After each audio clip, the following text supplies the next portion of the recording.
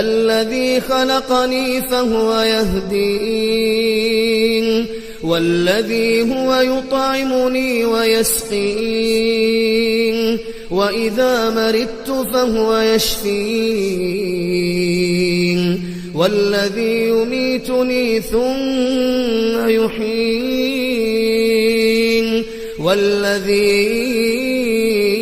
أطمع أن يغفر لي خطيئتي يوم الدين رب هب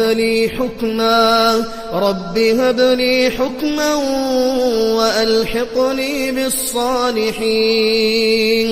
واجعل لي لسان صدق في الآخرين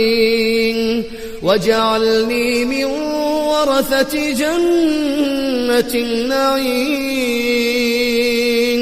واغفر لأبي إنه كان من الضالين